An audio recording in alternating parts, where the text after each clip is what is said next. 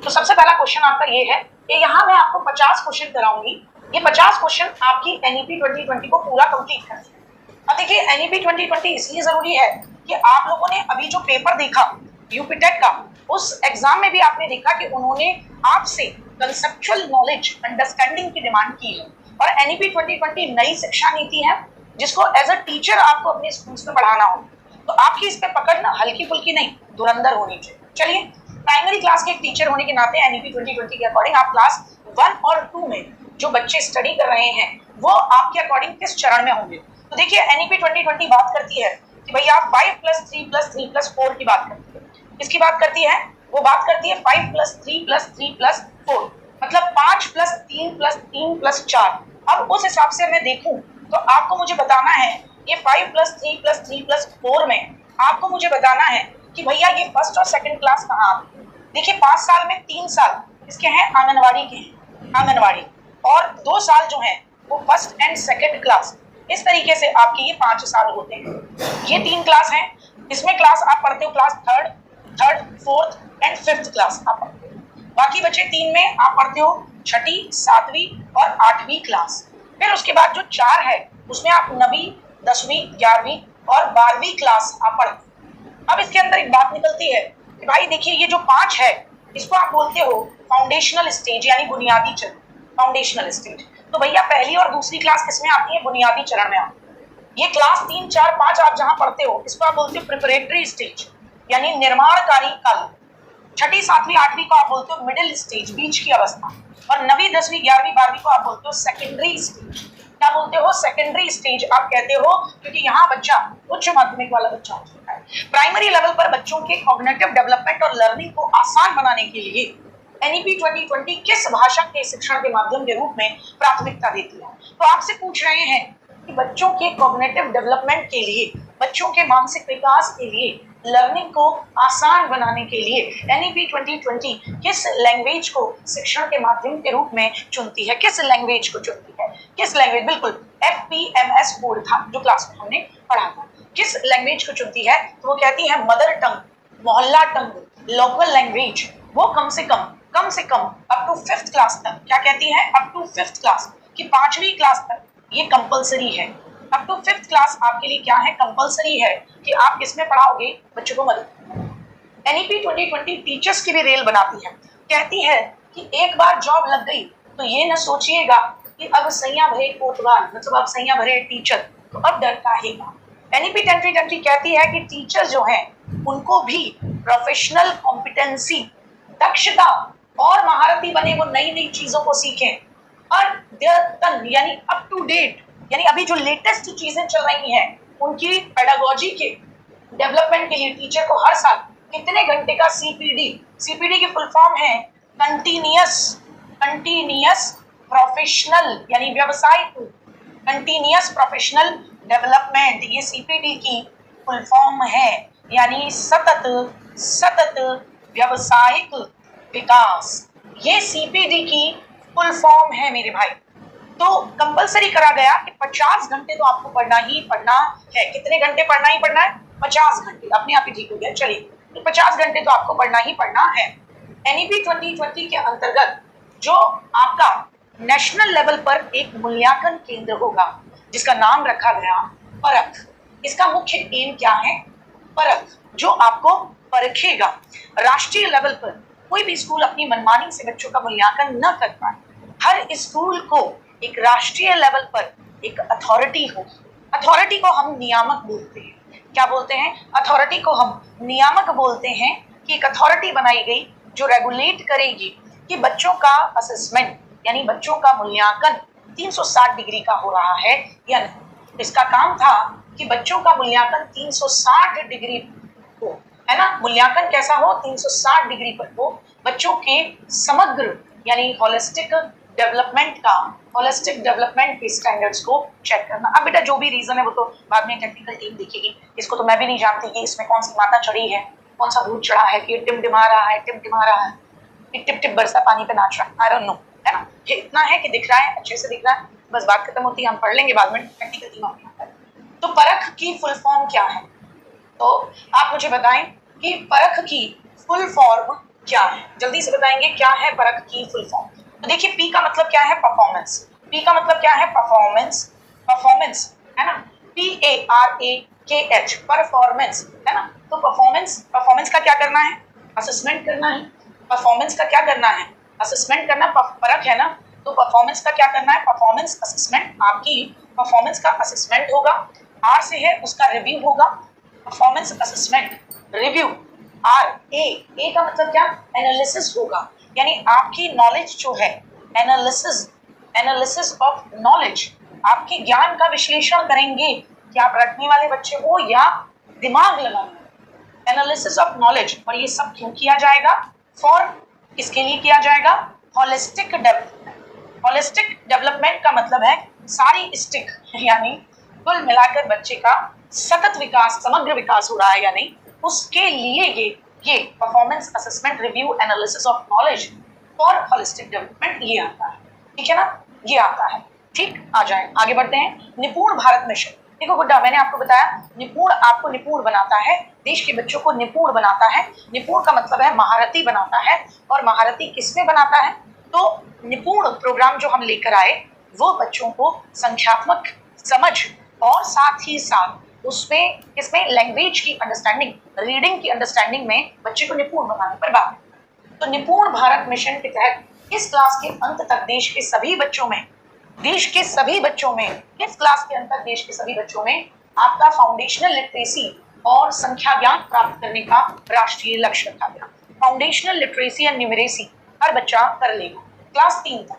अच्छा एक चीज आपको एक बात बताऊं, एनईपी 2020 ये बात क्लास 3 तक कहती है, लेकिन आप में से जो भी कोई भी किसी भी गवर्नमेंट टीचर से मिलना, वो आपको बताएंगे कि यूपी के अंदर ये प्रोग्राम 5th क्लास तक चलाया जा रहा है। यूपी के अंदर ये प्रोग्राम 5th क्लास तक चलाया जा रहा है, लेकिन हम एनईपी 2020 से रिलेटेड बात कर रहे हैं। तो एनईपी 2020 के अकॉर्डिंग जो निपुण प्रोग्राम है वो अप टू किस क्लास तक है, 3rd क्लास तक। ये भी आपको याद रखना। अब इसका लक्ष्य कब तक था, तो कहा गया निपुण का लक्ष्य था कि 2027 तक है ना, कक्षा 3 का हर बच्चा सीखे भाषा और गणना, यानी हर बच्चा जबरदस्त तरीके से जानता।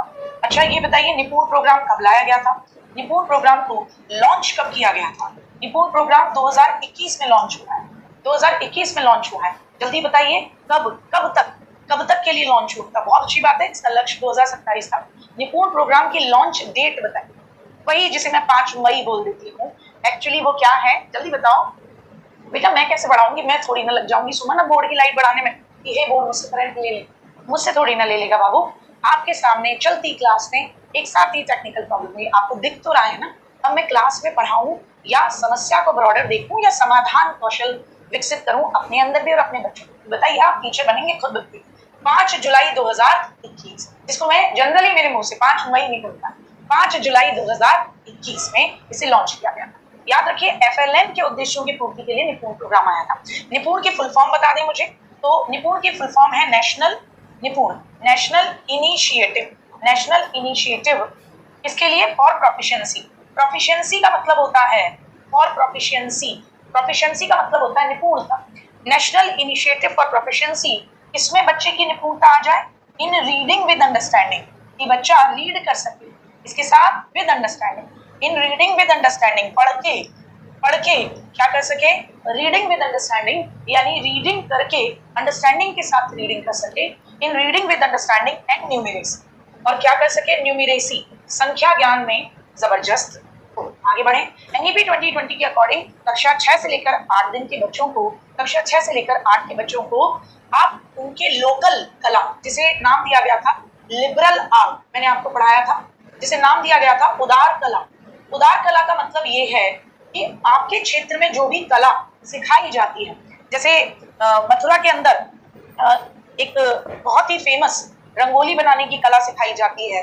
आगरा की तरफ आप फतेहपुर सीकरी की तरफ, गांवों की तरफ जाते हैं तो वहां पत्थर से मूर्ति कला बनाने की कला सिखाई जाती है। तो बच्चों को स्थानीय व्यवसायों और कौशल का अनुभव देने के लिए कितने दिन बिना बैग के आने के लिए दिया जाएगा, 10 दिन। और 10 दिन आके वो उद्यम चटारी नहीं माने, 6 क्लास से लेकर हम उनका वोकेशनल ट्रेनिंग शुरू करेंगे। एक और क्वेश्चन बन सकता है, व्यवसायिक शिक्षा की शुरुआत किस क्लास से होगी, तो कहा गया व्यवसायिक शिक्षा की शुरुआत हम 6ठी क्लास से ही कर देंगे, क्योंकि हम बच्चों को है ना 6 क्लास ऑन, ताकि हम बच्चों को ये समझाएं कि भैया देखो आपको आकर इस देश के उद्योग धंधे और इस देश की जो वास्तविक जरूरतें हैं उनके लिए काम करना है, तो आप अभी से इनोवेटिव तरीके से नवाचार करते हुए आगे बढ़ सकते हैं।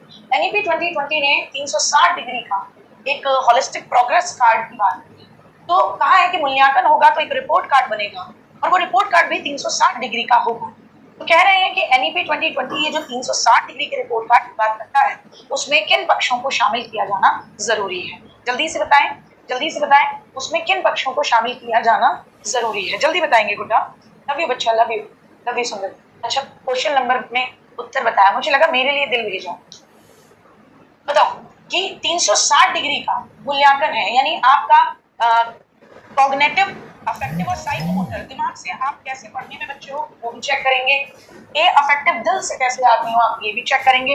पी साइकोमोटर, यानी फिजिकली फिट आदमी हो या लालाजी आदमी हो ये भी चेक करेंगे। तो ये असेसमेंट भी जब होगा तो असेसमेंट केवल टीचर नहीं करेगा, आप भी अपना मूल्यांकन कीजिए कि आप कैसे, क्योंकि जब बच्चा खुद से खुद का मूल्यांकन करता है तो इसको बोलते हैं मेटाकॉग्निशन, परासंज्ञान। यानी हम ये मानते हैं कि भाई हमारा बच्चा ना, कोई बताने की जरूरत नहीं है, वो इतना एनालिटिकल है, विश्लेषणात्मक है कि वो बच्चा एक एक चीज को खुद जानता है कि मेरी क्या दिक्कत है। बेटा हिंदी में इसलिए नहीं क्योंकि इनके नाम है ना अंग्रेजी में ही आएंगे, फुल फॉर्म निपुण जो बनी है ना वो नाम हिंदी का है लेकिन फुल फॉर्म इंग्लिश में ही आएगी, तो आपको ना उसको इंग्लिश में बताना होगा क्योंकि निपुण की फुल फॉर्म ना हिंदी से नहीं बनी है, अंग्रेजी के बेसिस पे बनी है, ठीक है ना। तो बच्चा खुद का करेगा, सहपाठी भी करेंगे और टीचर बाबूजी भी करेंगे। एनईपी 2020 के अकॉर्डिंग मेडिकल और कानूनी शिक्षा को छोड़कर जो भी आपकी उच्च शिक्षा है, यानी जो भी आपकी ग्रेजुएशन एंड पीजी है, graduation PG post graduation research है ना, जो भी आपका है उसके लिए एक ही टॉप मोस्ट एक रेगुलेटरी अथॉरिटी बना दी गई जो केवल आपके मेडिकल के नीट का, पीजी नीट का, इनको छोड़ के और जो कानूनी आपके एग्जाम होते हैं एलएलएम, एलएलबी, इन सबको छोड़कर बाकी जो भी आपका आर्ट्स का, साइंस का, ह्यूमैनिटीज का, लिटरेचर का, जो भी आप ग्रेजुएशन पोस्ट ग्रेजुएशन में रिसर्च में पढ़ेंगे उन सबके स्टैंडर्ड सेम रहे कॉलेजेस के, यूनिवर्सिटीज के लिए। तो एक संस्था बनाई गई थी जिसका नाम क्या था, HECI। फुल फॉर्म क्या है, हायर एजुकेशन, बेटा फुल फॉर्म क्या है, जल्दी बोलो मजा आ जाएगा। Higher education commission of India. क्या बनाई गई थी, higher education commission of India, है ना, क्या बनाई गई थी, higher education commission of India. अब बेटा इसकी फुल फॉर्म ही हमें अंग्रेजी में याद करनी पड़ेगी, हम इसे ये थोड़ी ना बोल सकते हैं कि HECI की फुल फॉर्म ये हो जाएगी कि उच्च शिक्षा, आप क्या तो दीदी हम तो हिंदी याद कर पाते, उच्च शिक्षा है ना कमीशन ऑफ भारत, ये नहीं हो सकती ना, या भारत का उच्च शिक्षा कमीशन। तो इससे आप याद कैसे रख पाओगे कि H का मतलब क्या है, E का मतलब क्या, C का मतलब क्या, I का मतलब क्या। तो आपको फुल फॉर्म जो है वो इंग्लिश में ही याद करनी पड़ेगी, चाहे आप उसको ऐसे लिख के जो आप अपनी देवनागरी भाषा में लिख दें, हाँ ई र ऐसे करके याद करें। अब HECI के क्या बताए थे मैंने, 4 पिलर बताए थे। HECI के 4 पिलर्स बताइए गुड्डा, मजा आ जाएगा अगर आप किसी को भी बताएं। चलिए देखते हैं कितना अच्छा आप बता पा रहे हैं क्योंकि कल आपका टेस्ट भी है ना, कल आपका गुड्डा, आप लोगों को पता होगा कल आपका टेस्ट भी है और वो टेस्ट शाम 6 बजे होगा। उस टेस्ट में जो फर्स्ट प्राइज लेके आएगा उसको 21,000 रुपए हैं, सेकंड प्राइज वाले को 11,000, थर्ड प्राइज वाले को आपके 5100 और फोर्थ से लेकर 10वें प्राइज तक 2100 का पुरस्कार है ना। देखते हैं, ताकि ये इसलिए है कि आप ये रोहित भैया की ये स्ट्रेटेजी ये थी कि बच्चे सीरियस हो पढ़ने के लिए। बहुत बच्चों ने मुझसे कहा कि दीदी पहले हमें थोड़ा सा रिवीजन करने का मौका देते, बीच में हम लोगों को इतना नेगेटिव वो हो गए, भाई कुछ होगा नहीं, और फिर उधर यूपी टेट में लगे थे तो बाद में करा। मैंने एक बात मैं और कराऊं, वो बाद में तब कराऊंगी जब तक तुम प्रिपेयर हो लो। ये क्या है, जिसको मिलेगा उसको लगेगा वाह I was able to do that, जिसको नहीं मिलेगा उसको लगेगा कि अगर मेरे बेसिक्स बहुत अच्छे होते। मैंने जो बात मैम बोल रही थी इतने दिनों से कि अपना बेसिक हिंदी अच्छा करो, इंग्लिश अच्छा करो, स्टैटिक जीके अच्छी करो, जीएस के सब्जेक्ट अच्छे करो, वो कभी खराब नहीं होते, वो सेम वैसे ही रहते हैं टॉपिक। इन चीजों पे काम करो तो बहुत मेहनत मिलेगी, तो उनको लगेगा, है ना। तो कल शाम 6 बजे याद रखें। तो 4 पिलर में शाबाश, पहला है NHERC। NHERC national higher education क्या है, रिसर्च सेंटर। अरे भाई NHERC नेशनल हायर एजुकेशन, और आगे क्या है रेगुलेटरी काउंसिल, जो नेशनल हायर एजुकेशन के जितने भी स्कूल कॉलेजेस होंगे उनको रेगुलेट करेगी, उस काउंसिल का नाम। फिर है नाक नेशनल एक्रेडिटेशन काउंसिल, जो कि कॉलेजेस को रेटिंग देगी, ग्रेड देगी कि तुम्हारी हिम्मत कितनी है, तुम कितने अच्छे हो, है ना, ये बच्चा कर पाएगा या नहीं कर पाएगा। फिर था आपका HEGC हायर एजुकेशन की ग्रांट कमीशन, कॉलेजेस को, यूनिवर्सिटीज को छात्रवृत्ति देगा, बच्चों के लिए वो जो स्कॉलरशिप है वो फंड्स वगैरह देना, ये सब कुछ रहेगा। और एक है जीईसी, जनरल एजुकेशन काउंसिल, जो हर कॉलेज में जो बेसिक एजुकेशन के स्टैंडर्ड्स होनी चाहिए, मानक होनी चाहिए, उसको चेक करेगा। आज उच्च शिक्षा में एनईपी 2020 द्वारा शुरू की गई एकेडमिक बैंक ऑफ क्रेडिट, जिसको एबीसी बोलते हैं, उसका मुख्य काम है। तो एनईपी 2020 ने कहा मल्टीपल एंट्री और मल्टीपल एग्जिट। जैसे बैंक में पैसे जमा होते हैं और विश्व के किसी भी कोने में आप उस पैसे को निकाल सकते हो। आप घूमने गए टोक्यो, आप घूमने गए पेरिस, आपने कहा हम तो जा रहे हैं दीदी पेरिस, बिल्कुल जाओ बेटा, कमा के जाओ। लेकिन अगर तुहार जेब में पैसा हो या ना हो, तुहार बैंक में पैसा है बाबा, तो तुम जो है कहीं भी पहुंच जाइएगा, है ना, वहां ही तुमको बढ़िया खान पान सेवा पानी मिल जाएगा। तो ऐसे ही कहा गया कि अगर मैं पढ़ रही हूँ और मैं इस यूनिवर्सिटी में पढ़ती थी, बीच में मैंने पढ़ाई छोड़ दी, लेकिन मैंने 2-4 सेमेस्टर दिए साहब, उसमें मुझे नंबर मिले, मैं अच्छी स्टूडेंट की, अटेंडेंस भी थी। अब मेरा मन कर रहा है मैं अंगोला के जंगलों में जाके या अंडमान की जो यूनिवर्सिटी है उसमें जाके पढ़ूं। हो गया, ट्रांसफर हो गया मेरा, अंडमान में हो गया है।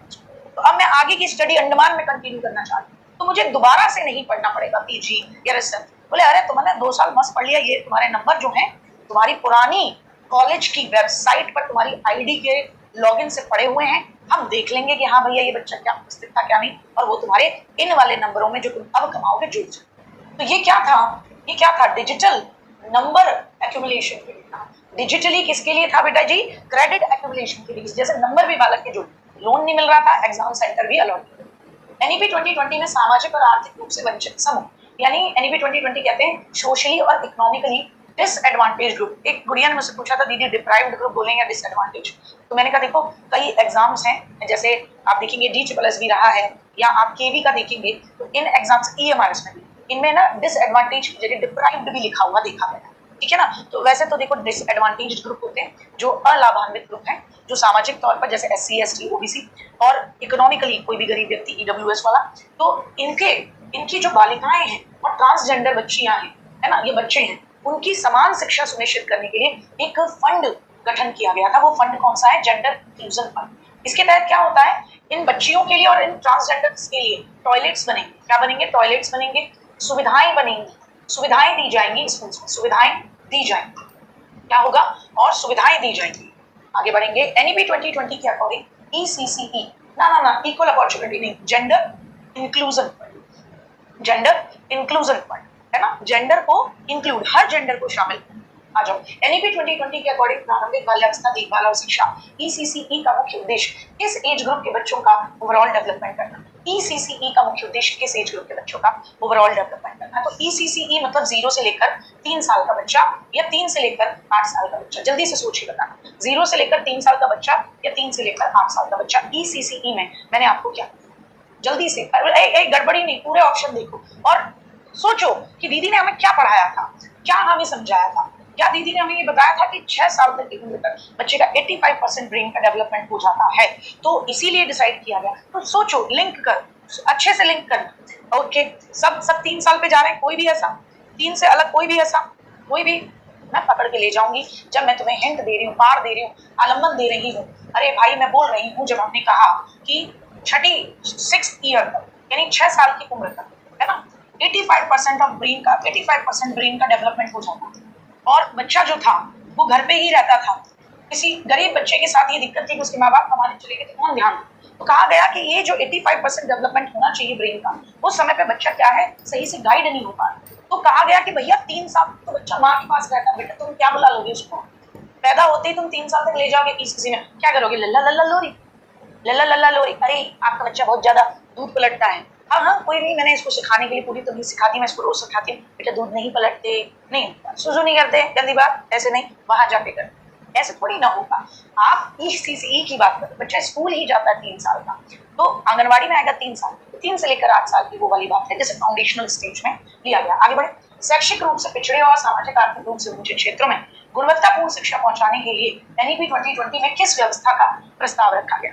तो कहा गया कि जो SEDGs एरिया है, यानी socially and economically disadvantaged group के एरिया हैं, वहां पर आप शिक्षा को बहुत अच्छी तरीके से पहुंचा पाओ। तो इसीलिए उन एरियाज को हमने कौन से एरियाज, किस नाम से हमने उनको संबोधित किया गया कि यहाँ हम अपने टीचर्स की संख्या रेशो 25 बच्चों पे 1 रखेंगे, यहाँ हम ज्यादा मेहनत करेंगे। क्या नाम रखा गया, स्पेशल इकोनॉमिकल जोन रखा गया, या स्पेशल एजुकेशन जोन रखा गया।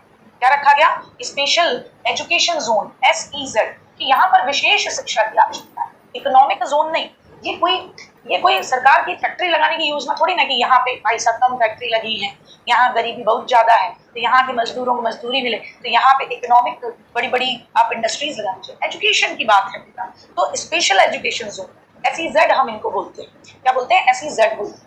NEP 2020 के अंतर्गत देश के विश्वविद्यालयों और उच्च शिक्षण संस्थानों में बहुत ज्यादा तरीके से रिसर्च हो, इनोवेशन हो, नवाचार हो, इसको बढ़ावा देने के लिए, रिसर्च के लिए फंडिंग मिले बच्चों को, और वो फंडिंग केवल साइंस को नहीं, केवल साइंस को नहीं मिले, केवल साइंस को ही नहीं बल्कि किस किस को भी मिले।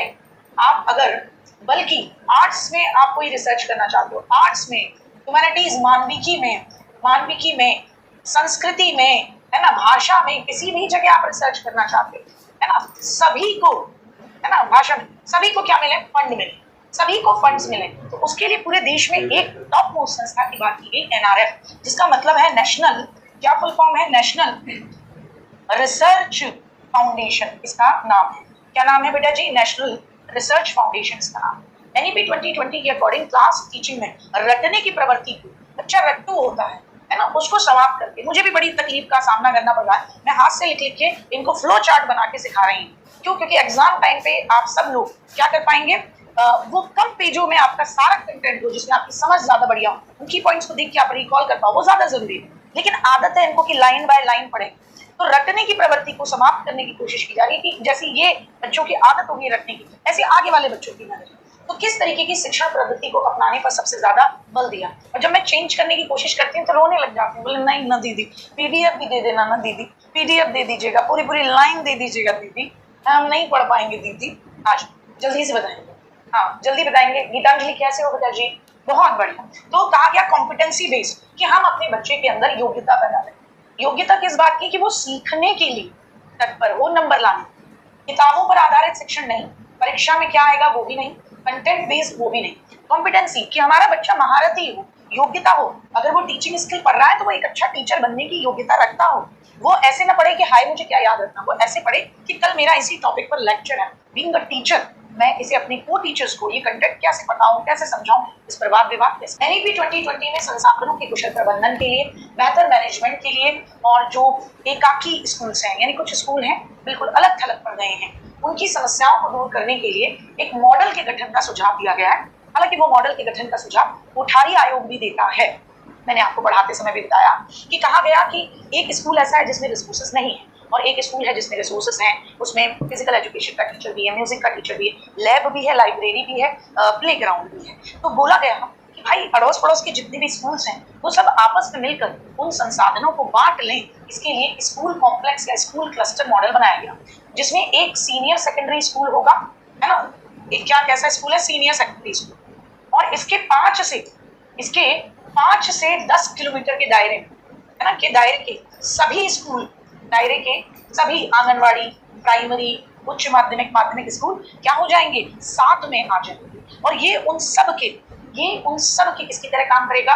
मॉडल स्कूल की तरह काम करेगा। और ये सब मिलकर एक क्लस्टर बनाएंगे, एक ग्रुप बनाएंगे। क्लस्टर का मतलब होता है ग्रुप बनाना, कॉम्प्लेक्स का मतलब होता है, बोलते हैं ना, कहाँ गए थे कि अरे हम शॉपिंग कॉम्प्लेक्स गए थे, शॉपिंग मॉल, शॉपिंग कॉम्प्लेक्स, बहुत सारी दुकानें आपको मिल रही हैं, है ना। तो इसमें क्या होगा? जिस स्कूल के पास जो संसाधन है उसे दूसरे स्कूल भी साझा कर पाएंगे, और इसमें एक नुकसान ये भी नहीं होगा कि एक स्कूल के पास कोई संसाधन नहीं, टीचर नहीं, और दूसरे स्कूल के पास भरमार है, ठीक है ना। तो स्कूल कॉम्प्लेक्स मॉडल, हालांकि मैंने आपको बताया था इस पे कोठारी आयोग ने भी बात की। NEP 2020 का ड्राफ्ट तैयार करने वाली राष्ट्रीय शिक्षा नीति के सदस्य कौन थे? तो NEP 2020 का ड्राफ्ट किसने तैयार किया है? तो आप कहेंगे कस्तूरी रंगन जी ने। DS कोठारी ने कोठारी आयोग का ड्राफ्ट बनाया था, कोठारी आयोग का, जिसे हम राष्ट्रीय शिक्षा नीति भी कहते हैं। डॉक्टर यशपाल ने अध्यक्षता की थी NCF 2005 की, और 1992 की यशपाल समिति की, जो लर्निंग विदाउट बटन की बात होती है। आगे बढ़े। प्राइमरी क्लास में गणित के कंसेप्ट बहुत अमूर्त होते हैं। बच्चे को कैसे समझ में आएगा कि बेटा 7 सामने से गुजर रहा है, देखो बेटा कितना खूबसूरत, नहीं समझ सकता बच्चा। तो गणित के अमूर्त कंसेप्ट को बच्चा आसानी से, रुचिकर ढंग से सीखे, इसके लिए NEP 2020 के अकॉर्डिंग टीचर किस विधि का प्रयोग करना चाहिए? टीचर को किस विधि का प्रयोग करना चाहिए? बच्चा, टीचर जो है वो अमूर्त कंसेप्ट को आसानी से, ढंग से सीखे। तो NEP 2020 के अकॉर्डिंग टीचर क्या करे? आर्ट इंटीग्रेटेड टीचिंग करो, यानी हर सब्जेक्ट को कला के साथ जोड़ दिया जाए। मैंने क्लास में भी एक एग्जांपल दिया था कि एक बच्चा अगर ड्राइंग में बहुत अच्छा है और मैथ्स उसको अच्छा नहीं लगता, तो यू कांट से हिम कि अरे तुम्हारा कुछ नहीं होने वाला, तुम्हारा जीवन बर्बाद। मैं एक ऐसे बच्चे से मिली क्लास में, उसका वीडियो फुटेज चलाऊंगी, you will remember him always. क्या पराठे में अंग्रेजी बोलता है और बेचता क्या है, वो जो फ्रिज पे लगाने वाले स्टिकर्स होते हैं ना, वो मैग्नेटिक स्टिकर्स, वो बेचता है। तो हर एक बच्चा जो ये एक्सक्यूज बनाता है कि मैं तो है ना इंग्लिश मीडियम स्कूल में कभी गया ही नहीं, हमारी अंग्रेजी वीक है, जरूरत अब्राहम मैस्लो की बात, आवश्यकता के अकॉर्डिंग आप मोटिवेट हुए हैं। वो मोटिवेट हुआ इंग्लिश सीखने के लिए क्योंकि उसकी आवश्यकता है, वो ऐसी जगह पे है जहाँ पे विदेशी लोग आते हैं, उसको खाने कमाने के लिए कैसे देगा। तो आप क्या करेंगे, आर्ट को हर विषय के साथ जोड़िए, आर्ट इंटीग्रेटेड एजुकेशन, ताकि कला को अलग से न पढ़ाना पड़े या कला के लेके हीन भावना, ओ ये तो म्यूजिक वाले आ गए, म्यूजिक वाले साइंस वालों से तुम्हारा क्या मुकाबला, तो ये नहीं होना चाहिए। वो म्यूजिक को इस तरीके से टीचर जोड़े कि जब वो क्लास में पढ़ाए तो वो बताए कि जो फ्रीक्वेंसी चैप्टर अगर साइंस का टीचर पढ़ा रहा है तारतम्यता, तो वो बताए कि म्यूजिक की वेव लेंथ जाती है बेटा, जितने भी लोग हैं बड़े बड़े साइंटिस्ट, उन्होंने ये वेव लेंथ छोड़ी हुई है, कर्नाटकीय शास्त्रीय म्यूजिक की वेव लेंथ छोड़ी हुई है ब्रह्मांड के अंदर, कि अगर कभी कोई एलियन मिलेगा तो समझ पाएगा कि विश्व यहाँ से जा रही है, विश्व से इस पृथ्वी से जा रही है। तो आर्ट को शामिल करते हुए सिखाया जाए। आप सूत्र रखना नेगेटिव है, बहुत ज्यादा होमवर्क देने से बच्चा कैसे सीखेगा, होमवर्क बोर्ड से भी नहीं सीखेगा। एनईपी 2020 के अकॉर्डिंग क्लास 10वीं और 12वीं की बोर्ड परीक्षाओं के उच्च तनाव को कम करने के लिए क्या सुधार किया जाए, तो बच्चों को बहुत ज्यादा बच्चों के अंदर क्या है, बहुत ज्यादा तनाव है, तो 10वीं और 12वीं की बोर्ड परीक्षाओं के उच्च तनाव को कम करने के लिए परीक्षा प्रणाली में क्या सुधार किया जाए कि उन्हें पूरी तरह समाप्त कर दिया जाए। देखो समाप्ति तो नहीं होनी चाहिए क्योंकि life is also an exam, you have to prepare, है ना, केवल एनुअल एग्जाम लिया जाए नहीं, क्या हो साल में 2 बार परीक्षाएं हो ताकि बच्चे का फियर खत्म हो सके, है ना। आज बच्चों में, और केवल रिटन बेसिस पे ना हो, आप फॉर्मेटिव असेसमेंट को भी शामिल करने की बात, बच्चों में संवैधानिक मूल्य, सांस्कृतिक गौरव, राष्ट्रीय पहचान को मजबूत करने के लिए एनईपी 2020 ने पाठ्यचर्या में किस कंटेंट को शामिल करने की बात कि हमारे देश के बच्चे संविधान की वैल्यूज को समझें। एक थोड़े दिनों पहले एक वीडियो वायरल हो रही थी जिसमें एक लड़की ने 9th क्लास की एनसीईआरटी का डेमोक्रेटिक चैप्टर, डेमोक्रेसी पॉलिटी का चैप्टर लिया, उसकी एक लाइन को अंडरलाइन करके ये कहा, देखिए यहाँ साफ लिखा है कि democracy is accountable, democratic government is accountable for the people. तो उसने ना धज्जी उड़ा के रख दी। तो बच्चा संविधान के मूल्यों को समझे, है ना, सांस्कृतिक गौरव, बच्चा अपनी संस्कृति को गौरवशाली तरीके से देखे, राष्ट्रीय पहचान को मजबूत कर पाए। इसके लिए केवल वेस्टर्न इतिहास को या भारतीय ज्ञान प्रणाली को, और भारतीय ज्ञान प्रणाली का मतलब क्या है, इंडियन नॉलेज सिस्टम का मतलब है कि बच्चों को बच्चों के इतिहास को पढ़ाया जाए, टीचर फील्ड ट्रिप्स नहीं कराए, जगह जगह भी के जाए बच्चों। एनईपी 2020 के अकॉर्डिंग क्लास में बच्चों की व्यक्तिगत भिन्नताओं को और लोकल जरूरतों के अकॉर्डिंग जो टीचिंग रणनीतियां टीचर बनाएगा वो कैसे क्या प्रदान करेगा। आपसे कह रहे हैं हर बच्चा इंडिविजुअल डिफरेंस होता है, मतलब आप भी मानेंगे इस बात को कि कुछ बच्चे ऐसे होते हैं उनको कितना भी बोल दो पर वो अपने आप को जिले इलाही समझते हैं, है ना, उनको लगता है कि हम हैं जिले इलाही और तुम हो दीवाने आम की दरबान, है ना, कि हमने तुमसे पूछा ये बताओ ये वाली बात का है, नहीं बता, पढ़ाना तुम बाद में, पहले हमारी बात। तो जिले इलाही होते हैं कुछ बच्चे, और कुछ बच्चे होते हैं जो पूरे फोकस के साथ यार की पढ़ाई करेंगे, हम अच्छे तरीके से फोकस करेंगे, हर तरीके का बच्चा है। तो लोकल आवश्यकताएं, हर बच्चे की अपनी आवश्यकताएं, तो उसके अकॉर्डिंग टीचर का काम है टीचिंग की स्ट्रेटेजीज बनाना। तो टीचर को क्या दोगे आप, कि कंट्रोल दे दोगे यार कंप्लीट कंट्रोल तुम्हारा ही है, कंप्लीट कंट्रोल हमारा नहीं। आप टीचर को केवल डायरेक्शन दोगे नहीं, कठोर पाठ्यक्रम नेगेटिव शब्द, आप टीचर को टीचिंग में ऑटोनॉमी दोगे, स्वायत्तता दोगे, स्वतंत्रता दोगे, उसकी मर्जी है कि वो टीचिंग को किस रास्ते लेकर जाए ताकि वो हर बच्चे के इंडिविजुअल डिफरेंस को क्या कर पाए, अच्छे तरीके से डील कर पाए। ठीक साहब, आइए सूची 1 को सूची 2 से मिला दीजिए, बड़ा प्यारा क्वेश्चन। फाउंडेशनल स्टेज कौन सी होती है, तो आपको उम्र बतानी है, क्लास नहीं बतानी है। आपको क्या बतानी है, उम्र बतानी है, ठीक है ना। क्या क्या कहेंगे, आपको क्या बतानी है, उम्र बतानी है, आपको क्लास नहीं बतानी है, तो सोच समझ के बताना, ठीक है ना। एक मेरी और हम्बल रिक्वेस्ट है, आप सब लोग टीचर बनोगे, ओए अबे ये वाली जो आदत है ना उसको छोड़ दो। आज से खुद मानो कि आप टीचर, और टीचर की भाषा में ओए अबे तबे नहीं, ठीक है ना। तो चाहे कोई कुछ भी करे, मेरी तरीके से एक तरीका सीखिए। मैंने बात भी कह दी, अब उसके बाद भी अगर कोई कुछ भी करता रहे तो आपके ऊपर है ना। शिक्षण की स्वायत्तता मुझे है कि मेरे को वो कमेंट लेना है या नहीं लेना, मेरे को क्लास को डिस्टर्ब करने देना है या नहीं करने देना, आप भी है ना, ये वाली बात याद। Match day already match day औलाद, my god they are so intelligent, इनको पागल बनाना थोड़ा मुश्किल है। चलिए, फाउंडेशनल स्टेज होती है 3 से लेकर 8 साल का बच्चा, जिसको मैंने आपको ECCE का बच्चा भी बोला जिसमें तुम भागे थे बच्चे, तुम 0 से लेकर 3 साल के बच्चे को ईसीसी में पढ़ा रहे थे, 3 से लेकर 8 साल। प्रिपरेटरी स्टेज 8 से लेकर 11 साल का बच्चा जो कि तीसरी, चौथी, 5वीं क्लास में पढ़ता है। मिडिल स्टेज 11 से लेकर 14 साल का बच्चा जो कि बेसिकली 6ठी, 7वीं, 8वीं क्लास में पढ़ता है। सेकेंडरी स्टेज 14 से लेकर 18 कह लो या 15 से लेकर 18 जो कि 9वीं, 10वीं, 11वीं, 12वीं में पढ़ता है। तो सब ढंग से मैच्ड है। आ जाए अब मैच करिए, अब इसको मैच कीजिए। यहाँ कुछ मिशन है या कुछ रेगुलेटिंग अथॉरिटीज हैं और सामने वो क्या काम करते हैं ये देखा। तो match in the proper manner. तो मैं परख के बारे में बात करूं तो राष्ट्रीय लेवल पर एक मूल्यांकन का क्या है, एक आपका मूल्यांकन की मानक और समीक्षा करने के लिए रखा गया है। तो हम कहेंगे ये दो। और परख के लिए कहा गया था लाइट बट टाइट। ये परख क्या होगा, हल्का लेकिन सख्त, मतलब सब पे कंट्रोल करेगा कि आप मूल्यांकन की पद्धति में चेंज नहीं करें। निपुण भारत आधारभूत साक्षरता और शिक्षा ज्ञान सीखे बच्चे क्लास 1 तक। एनआरएफ उच्च शिक्षा में वित्त पोषण की बात करता है और एबीसी एकेडमिक है ना, एकेडमिक इसकी बात करता है, क्रेडिट की बात करता है, एकेडमिक बैंक ऑफ क्रेडिट्स की बात करता है, एक तरीके से डिजिटली आपके नंबर संग्रहित करने की। तो 2 1 4 3 हमारा उत्तर है, 2 1 4 3। बहुत बेहतर, आगे बढ़े। फिर से एक बार मैच करें। HECI higher education commission of India. भैया भ्रम पैदा ना हो, दोहराव की स्थिति ना हो, तो क्या किया गया, यूजीसी, NAAC नाम और AICTE को हटाकर है ना higher education commission of India को बोल दिया गया। उसके 4 है ना स्वतंत्र वर्टिकल्स या 4 स्तंभ हैं। मैच कर नाक नेशनल एक्रेडिटेशन काउंसिल, तो वो क्या करेगा, वो एक्रेडिटेशन करेगा, प्रत्यायन रैंकिंग देगा इसको, यूनिवर्सिटीज को, कॉलेजेस को, उनकी रैंकिंग देगा, श्रेणीयन करेगा कि ये A लिस्टेड है, ये B लिस्टेड कैटेगरी का कॉलेज है, ये C लिस्टेड कैटेगरी की यूनिवर्सिटी है। NHERC national higher education regulatory commission, तो ये जितने भी कॉलेजेस हैं उनके रेगुलेशंस को देखेगा, उच्च शिक्षा के विनिमयन को देखेगा कि आपने ढंग से एजुकेशन की जो यूनिवर्सिटीज खोली हैं, जो आपने अपने कॉलेजेस खोले हैं, वो उनको रेगुलेट करेगा, उन पे कंट्रोल करेगा कि आप वो स्टैंडर्ड फॉलो कर रहे हो या नहीं। हायर एजुकेशन ग्रांट कमीशन वित्त पोषण के लिए है। और जनरल एजुकेशन काउंसिल यानी उच्च शिक्षा में सीखने के परिणाम आ रहे हैं या नहीं, लर्निंग आउटकम्स शैक्षिक मानक निर्धारित करने का काम ये करेगा, शैक्षिक मानक लर्निंग आउटकम्स को मिल रहे हैं या नहीं। तो 3 1 4 2 हमारा उत्तर होगा, 3 1 4 2 A is the right option. 3 1 4 2 सबका ये था। ओहो who was that with the C, अच्छा 21 का सी बता रही है नेहा, ठीक है बहुत बढ़िया। NEP 2020 के शैक्षणिक नवाचार को सूची 2 से मिला दीजिए व्यवहारिक तौर। तो क्या ये है और इसको क्या इनोवेशन किया NEP 2020 ने और उसको प्रैक्टिकली एग्जीक्यूट जब किया जाएगा तो क्या फायदा होगा उसको, तो बताएं। आर्ट इंटीग्रेटेड एजुकेशन, कला समेकित शिक्षा, 10 बस्ता दिन, 10 बस्ता रहित दिन। तो पहले तो कला समेकित यानी आर्ट और दूसरे विषय जो है उनको एक साथ जोड़ कर पढ़ाया जाए। 10 दिन बैग नहीं होंगे, क्या होगा, लोकल जो भी आप बुलाओगे शिल्पकार या लोकल जो उदार आप कला बच्चों को सिखाओगे, तो आप बढ़ई को बुला रहे हो, आप गार्डनर को बुला रहे हो, बच्चे प्रैक्टिकल स्किल सीखेंगे। 360 डिग्री का रिपोर्ट कार्ड, आप बच्चा खुद भी खुद का आकलन करेगा, स्टूडेंट्स एंड भी और टीचर। मल्टी डिसिप्लिनरी एजुकेशन का मतलब किसी भी विषय की जो शार्प बाउंड्री थी, यानी विषय की जो कठोर बाउंड्री थी, उनको आपने तोड़ दिया। तो ये 3 1 4 2 बनता है, 3 1 4 2 आपका बनता है। तो D is the right.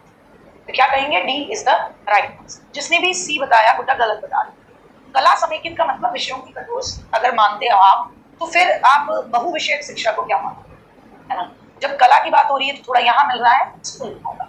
Multi disciplinary education में ये चीज है, ये बहुत छोटी छोटी चीजें हैं जो आपके कंसेप्चुअल नॉलेज और बोलते हैं ना तार्किक चिंतन अगर प्रॉपरली काम करेगा तो बहुत अच्छे से करेंगे। नेक्स्ट पे आते हैं, आपसे कह रहे हैं NEP 2020 कहती है कि भाई देखो आपको ना कुछ NCF बनाने होंगे, और वो NCF कौन बनाएगा, NCF फॉर स्कूल एजुकेशन, यानी पहली क्लास से ECCE से लेकर, सॉरी ECC के लिए तो अलग, पहली क्लास से लेकर 12th क्लास तक एक NCF बनेगा, नेशनल करिकुलम फ्रेमवर्क बनेगा, जो कि NCERT बनाएगा, है ना।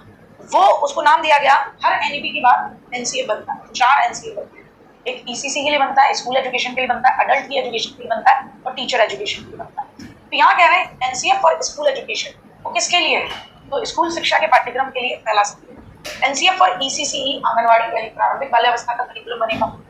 NPST नेशनल प्रोफेशनल स्टैंडर्ड और टीचर्स, क्या है, टीचर्स के लिए व्यवसायिक मानक, जो कि कौन तय करता है, तो आप कहोगे NCTE बनाएगा। कौन बनाएगा, NCTE बनाएगा, national council for teachers education बनाएगा। NCF फॉर ECCE और NCF फॉर स्कूल एजुकेशन, ये कौन बनाता है, ये NCERT ने बनाया है। NCERT क्या है, फुल फॉर्म आपसे पूछिए, बता दीजिए, सही से मैच है 1 2 3 4, सबका उत्तर बी है। बिल्कुल बढ़िया तरीके से मैच है गुड्डा, ऑलरेडी आ चुका। एनईपी 2020 की समावेशन और डिजिटल पहल को सूची सेकंड से मैच।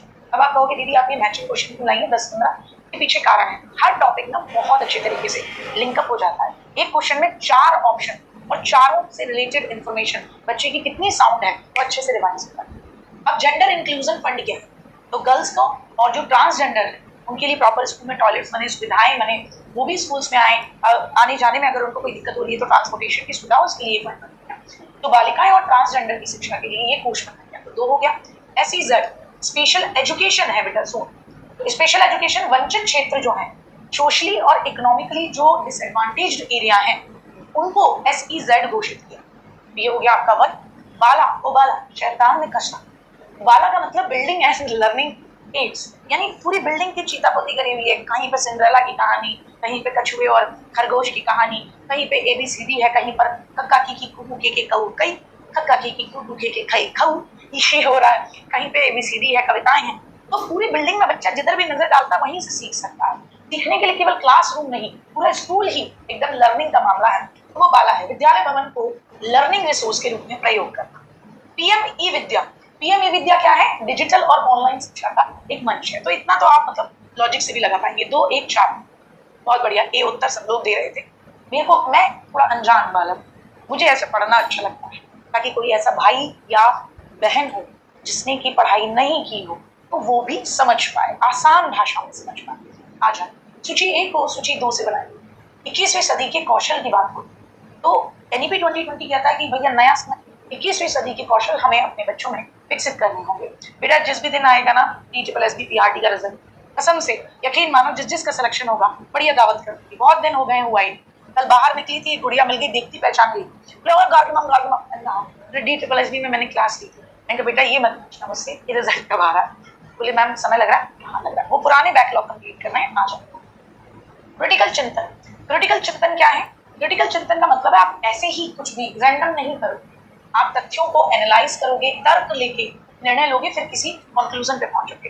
क्रिएटिविटी का मतलब मौलिक विचार और कलात्मक प्रस्तुति का सृजन करोगे, यही तो क्रिएटिविटी है। डिजिटल साक्षर, जैसे मोदी जी हो गए, पहले दिन आए फ्रेंड्स 3 मिनट तक की वीडियो बना के भाग गए, फलाना ढिकाना ढिमकाना, बच्चों ने वहां लिख दिया मोदी जी देखिए एकदम दूर से रखते हैं, है ना, जल्दी जल्दी बोलते हैं और फ्रेंड्स नहीं बोलते, फ्रेंड्स बोलते हैं, ठीक है ना।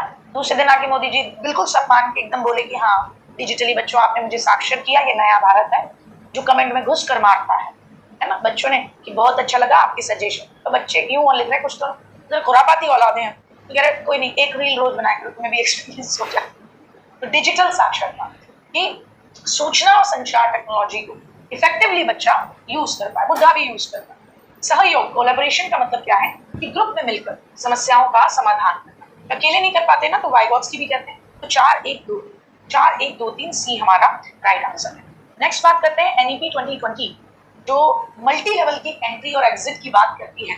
मल्टी लेवल की एंट्री और एग्जिट की बात करती है NEP 2020, तो उसमें पूछ रहे हैं कि कौन सी एंट्री पे या कौन से एग्जिट पर, ठीक है ना, कौन सी एंट्री पर और कौन से एग्जिट पर क्या करेंगे, किस तरीके का सर्टिफिकेट या डिग्री मिलेगी, है ना। हाँ किस तरीके का सर्टिफिकेट या डिग्री मिलेगी, है ना। हाँ तो मैंने भी इस पे एक छोटा सा वीडियो बनाई थी कि कोलबर्ग का अगर सिद्धांत समझा जाए और वर्तमान परिप्रेक्ष्य में समझा जाए तो कौन कहाँ किस किस लेवल पर रहा वो हम देख पाए, है ना।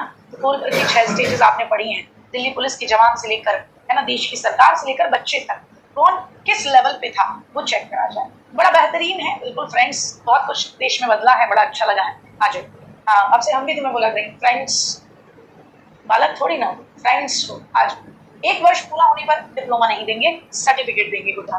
2 साल पूरे हो गए डिप्लोमा ले जाओ, 3 साल पूरे हो गए जाओ बैचलर की डिग्री दे दें, 4 साल पूरे हो गए इज्जत के साथ रिसर्च के साथ ग्रेजुएशन की डिग्री हम आपको देंगे। 4 1 2 3 4 1 2 3 डी उत्तर है। तो फ्रेंड्स दी जा रहा है, बहुत बढ़िया फ्रेंड्स, ठीक है ना। फ्रेंड्स एनिमी बांध लेंगे बच्चे, फ्रेंड्स करने वाले लोगों को, बुड्ढों से दोस्ती नहीं करते बच्चे। आ जाओ, भारतीय शिक्षा के इतिहास की सबसे प्रमुख समितियों और नीतियों को जोड़ो। देखो अभी आप ये पढ़े नहीं हो लेकिन आप ये पढ़ोगे, है ना, तो मैंने ये आपके लिए रखा, तो ऐसे नहीं कहना हाँ दूर मतलब पढ़ा तो आपने NEP 2020 को ली थी, देखो लगाओ दिमाग लगाओ। कस्तूरी रंगन समिति वही समिति है गुड्डा जिसको एनईपी 2020 बोलते हो, तो इसने एनईपी 2020 का मसौदा दिया। कोठारी आयोग जिसे राष्ट्रीय शिक्षा आयोग भी कहते हैं, क्या बोलते हैं, जिसको आप राष्ट्रीय शिक्षा आयोग भी कहते हो, है ना, जो 1964 से 1966 तक रहा, उसने किसके ऊपर बात की थी? तो उसने क्या ऑपरेशन ब्लैक बोर्ड की बात की थी, नवोदय विद्यालय की बात की थी, या उसने 10+2+3 का ढांचा दिया था? राष्ट्रीय शिक्षा नीति जिसका नाम है 1986, उसके बाद बात की गई थी ऑपरेशन ब्लैक बोर्ड, ओबीबी जिसको बोलते हैं, और नवोदय स्कूल खोले जाएं ताकि वंचित वर्ग के बच्चों को पढ़ने का मौका मिले, और डाइट भी इसकी बात हुए थे।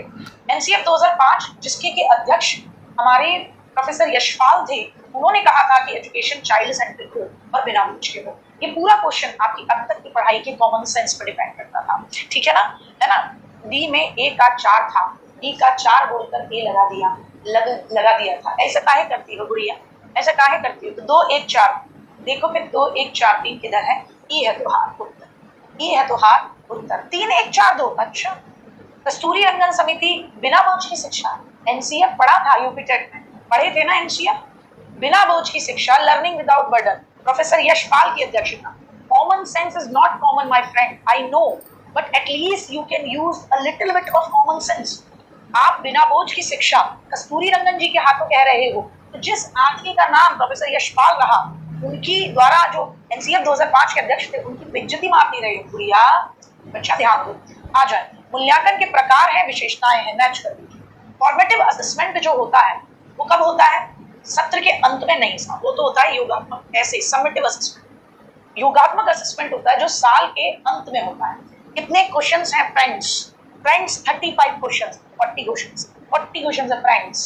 स्वमूल्यांकन का मतलब क्या है? खुद के अधिगम की प्रगति का आत्मचिंतन करना है फ्रेंड्स, ठीक है ना दुश्मनों, खुद से आत्मचिंतन करना है। सहपाठी मूल्यांकन, फ्रेंड्स पे खुश हो।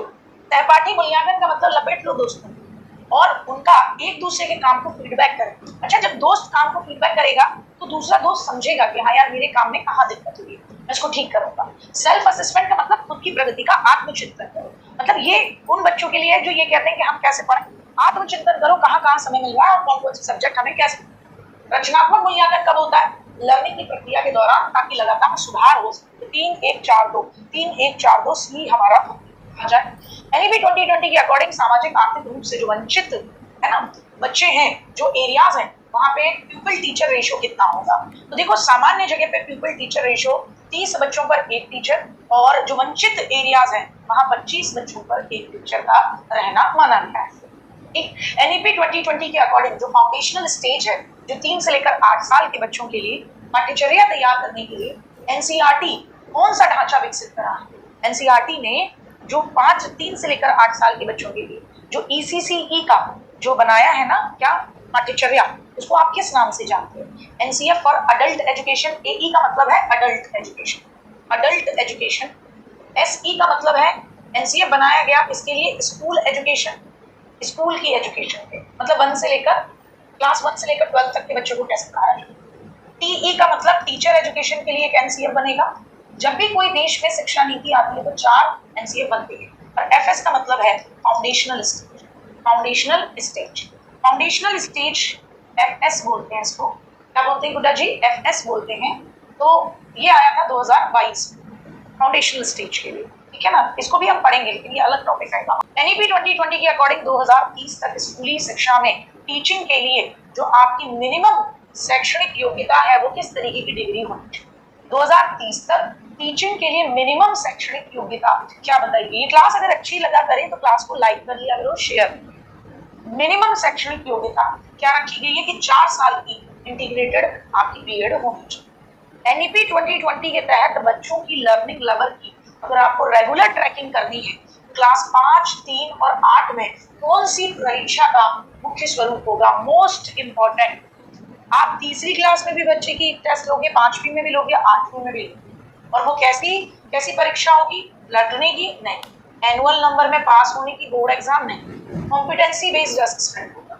नाम बताइए, अगर कोई भी बच्चा कभी मुझसे ईएमआरएस में पढ़ा है, आरआरबी में पढ़ा है या केबी में पढ़ा है, तो मैंने उस मूल्यांकन का नाम भी बताया है कि तीसरी, 5वीं और 8वीं में एक मूल्यांकन होगा और उस मूल्यांकन का नाम क्या है। हाँ, बच्चे की दक्षता को चेक किया जाएगा, सिलेबस को नहीं चेक किया जाएगा, लेकिन मुद्दा है अगर कोई उस मूल्यांकन का नाम बता दे।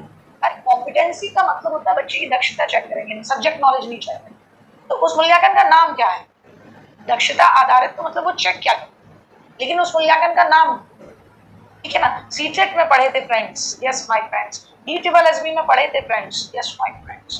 पढ़ाया था फ्रेंड्स, याद नहीं है मेरे फ्रेंड्स। ओके, बहुत बढ़िया। मैं तो आपसे पहली बार ही पढ़ रहा हूँ। देखो उसने कितनी जल्दी अपने आप को फ्री कर लिया कि दीदी देखो मुझ पे कोई मोरल रेस्पॉन्सिबिलिटी नहीं आती, मैं तो पहली बार पढ़ रही हूँ। फ्रेंड्स इसको ढूंढेंगे आप, होमवर्क का काम है ये फ्रेंड्स आपका। तीसरी, पांचवी और आठवीं में उसका नाम बताना है मुझे, ये नहीं बताना। Norm reference, norm reference Priyanka सबसे गंदा होता है, परख नहीं है बच्चों, परख नहीं है। नॉर्म रेफरेंस सबसे गंदा होता है, NRT सबसे गंदा होता है, क्योंकि NRT में एक बच्चे की तुलना दूसरे बच्चे से। नॉर्म यानी मानक, और मानक का मतलब गंदा मानव, तुलना। आई मैं शर्मा जाऊं, ये सुंदर सुंदर वाली बातें मत किया, अच्छी नहीं आ जाओ। NEP 2020 में 3 लैंग्वेज फॉर्मूला जो है उसको लागू करने के बारे में केंद्र सरकार राज्यों को किस तरीके का निर्देश दिया? तो NEP 2020 को लागू करने के लिए राज्यों पर इसको कंपलसरी किया, थोपा गया। अंग्रेजी को अनिवार्य बनाया गया? नहीं। संस्कृत को अनिवार्य? नहीं। फ्लेक्सिबल रखा गया है कि हर राज्य अपनी मातृभाषा को आगे बढ़ा सके। आगे बढ़ो। NEP 2020 अडल्ट एजुकेशन की बात करती है, जहां वो कहती है कि जहां केवल साक्षरता तक सीमित न होकर जीवन यापन यानी कमाने की जागरूकता को शामिल किया। तो NEP 2020 के अंतर्गत अडल्ट एजुकेशन का कौन सा घटक? अडल्ट एजुकेशन जो हम दे रहे हैं तो उसमें हम उनको केवल सिग्नेचर करना पढ़ना नहीं सिखा रहे। कल को किसी का रेजिग्नेशन मांगना हो तो नाम लिखना पड़ेगा, वहां हम उनको सिखा रहे हैं कि जीवन यापन आप कैसे कर पाएंगे, कैसे ऑनलाइन ट्रांजैक्शन करते हैं, वित्तीय जागरूकता भी लेकर आ रहे हैं। तो इसलिए किस लिए? ताकि ये क्रिटिकल लाइफ स्किल को सीख सकें। केवल वर्णमाला का ज्ञान गलत है, केवल व्यावसायिक डिप्लोमा गलत है, केवल हैंड ऑन एक्टिविटी भी गलत है। नेक्स्ट, अगर कोई बच्चा उच्च शिक्षा में 2 साल का अध्ययन सफलतापूर्वक करने के बाद पढ़ाई छोड़ेगा तो उसको कॉलेज कौन सा प्रमाण पत्र प्रदान करेगा? कॉलेज उसको कौन सा प्रमाण पत्र देगा? डिग्री देगा, सर्टिफिकेट देगा, एडवांस डिप्लोमा देगा या रिसर्च डिग्री? रिसर्च डिग्री 4 साल में, सर्टिफिकेट 1 साल पे छोड़ेगा, डिग्री 2 साल में, 2 साल में, सॉरी डिग्री 3 साल में, 3 साल बट ईयर में, डिप्लोमा देगा उसको 2 साल में डिप्लोमा। एक टीचर क्लास 4 के बच्चों को गणित और EVS पढ़ाते समय जो लोकल जनजातीय कथा पहेलियां हैं, काउंटिंग पद्धतियों का प्रयोग करता है। तो NEP 2020 किस नीति का निरूपण? मतलब एक टीचर जो है क्लास 4 के बच्चों को गणित सिखा रहा है, EVS पढ़ाते समय जो भी कथाएं हैं लोकल, पहेलियां जो लोक गणना की पद्धतियां, जैसे मेरा बचपन राजस्थान में गुजरा, तो मैं अगर यहाँ पे कोई राजस्थानी आपको बोलूंगी तो आप हमारे यहाँ अलग बोला जाए, हमारी काउंटिंग बड़ी अलग है ना। जैसे 1 2 2 2 4 3 2 6 ये देखो, और आप बोलते हो 2 एकम 2 2 दूनी 4 2 3 6। राजस्थान में बोलते हैं 1 2 2 2 2 4 3 2 6 4 2 8। तो ये 2 2 4 2 8 तो बड़ा अंतर होता है। तो काउंटिंग जो सिखाई जाती है ना वो बेसिक स्थानीय भाषा में बच्चे को सिखाई जाती है। वो बच्चा उस शब्द को सुनता है अपने घर पे भी, वो उसको काउंटिंग को करता है। तो ये NEP 2020 की किस नीति के बारे में कि परीक्षा में बच्चे अच्छे नंबर ला पाएगा या उसको भारत का ज्ञान हो पाएगा, लोकल संस्कृति और सबका ज्ञान में वो अपनी परंपरा अपनी संस्कृति को समझ पाएगा। ठीक है ना। आ जाओ।